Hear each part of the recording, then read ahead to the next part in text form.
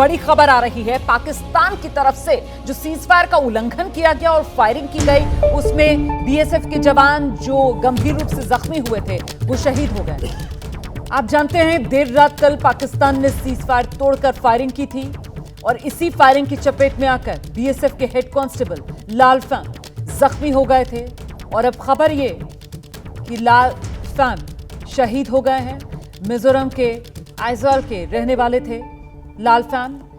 पाकिस्तान ने cease fire का उल्लंघन किया था। सांबा जिले में पाकिस्तान ने सीज फायर तोड़ा था। रामगढ़ सेक्टर में पाकिस्तान ने फायरिंग की थी। पिछले कुछ दिनों से पाकिस्तान की तरफ से सीज फायर का उल्लंघन किया जा रहा है। हालांकि 24 फरवरी 2021 के बाद से सहमति जब नए सिरे से बनी थी भारत और पाकिस्तान के बीच, तब से सीज फायर स्थापित था, शांति बहाल थी। लेकिन अब पिछले कुछ महीनों से एक बार फिर पाकिस्तान की तरफ से रह रहकर सीज फायर का यह उल्लंघन किया जा रहा है। हम सीधे आपको लेकर चलेंगे वो इलाका जहां पर पाकिस्तान ने सीज फायर का उल्लंघन किया और वहां रात के अंधेरे में ताबड़तोड़ फायरिंग की। वहीं से हमारे सहयोगी अजय बाशलू इस वक्त मौजूद हैं। जरा उनसे जानते हैं कि अभी स्थिति क्या बनी हुई है इस सरहद वाले इलाके में। अजय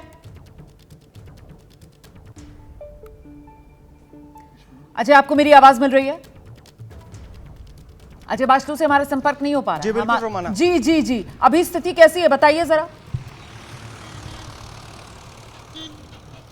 देखिए रोमाना, स्थिति डर और खौफ का माहौल जो है यहाँ पर बॉर्डर पर है। लोग जो हैं अधिकतर अपने गांव से बाहर नहीं निकल रहे हैं। मैं भी फॉरवर्ड गांव पर भी गया था तो वहाँ स्थिति यह है कि लोगों ने अपने बच्चों को स्कूल नहीं भेजा है। इस तरह की स्थिति है क्योंकि जिस तरह से पाकिस्तान ने फायरिंग की है और बीएसएफ की अग्रिम चौकियों को टारगेट किया है, जिसमें एक दुखद खबर यह आई है कि बीएसएफ के एक हेड कांस्टेबल ने देश के लिए अपना सर्वोच्च बलिदान दिया है। तो इस खबर से और थोड़ी सनसनी जो है वो फैली है क्योंकि पहले वो घायल हुए थे, उसके बाद उपचार के लिए इन्हें हॉस्पिटल ले जाया गया। तो इस सब का असर जो है वो आम जनजीवन पर पड़ा है बॉर्डर पर। अब बॉर्डर पर इस समय अगर आप रोमाना बात करेंगे तो यहाँ फसल जो है वो लहरा रही है और फसल जो है वो काटने की कगार पर है। लेकिन इस डर के कारण लोग खेतों में नहीं जा रहे क्योंकि खेत जो है वो इंटरनेशनल बॉर्डर से सटे हुए हैं। ऐसे में जो है शहर में भी जो बॉर्डर के इलाके वहां चहलकदमी कम है, तो लोगों में डर का माहौल है। और डर इस बात का भी है कि पाकिस्तान की नीयत पर आप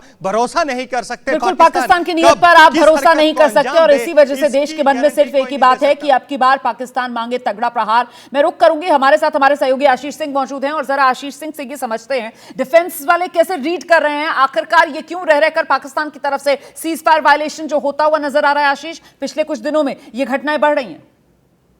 देखिए रोमाना, ये एक तीसरा सीज फायर वॉल्यूशन है पिछले अगर हम 24 घंटे में देखेंगे और ये सारे के सारे सीज फायर वॉल्यूशन आईबी यानी कि इंटरनेशनल बॉर्डर पर हुए हैं, जहां पर मिलिट्री नहीं पैरामिलिट्री होती है, यानी कि हमारी तरफ से बीएसएफ और सामने पाकिस्तान की तरफ से पाकिस्तानी रेंजर्स। ये इस तरफ इशारा कर रहा है कि जब नवाज शरीफ आए थे उन्होंने स्टेज से कहा था, एक इंडिकेशन दिया था शांति और अमन वाला, और कबूतर उड़ा के उन्होंने कहा था कि हमारे पड़ोसियों के साथ में यानी कि भारत के साथ में भी बेहतर रिश्ते बनाए रखने की जरूरत है अगर पाकिस्तान को प्रोग्रेस करना है। तो जैसे ही पॉलिटिकल लीडरशिप पाकिस्तान में अगर भारत के साथ अच्छे रिश्ते बनाने की बात करती है तो फिर आप पाकिस्तानी मिलिट्री या पैरामिलिट्री से इस तरह के रिएक्शन, उससे डीरेल करने के लिए, उसे पूरी तरह से खराब करने के लिए इस तरह के एक्शन देखने मिलेंगे, चाहे वो अभी 24 घंटे में 3 सीज फायर वायलेशन हो या फिर कारगिल के समय की बात हो। ये एक पैटर्न है। सवाल ये है कि पाकिस्तान की जो भी घरेलू राजनीति है उसका खमियाजा हम क्यों भुगते हैं?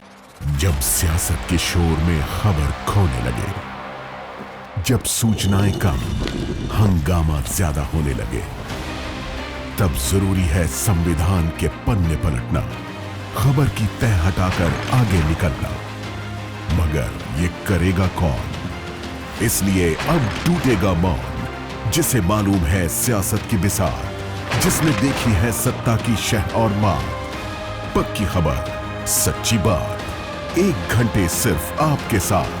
भारत की बात रोहित सिंह सावल के साथ, रात 8 बजे सिर्फ एबीपी न्यूज पर।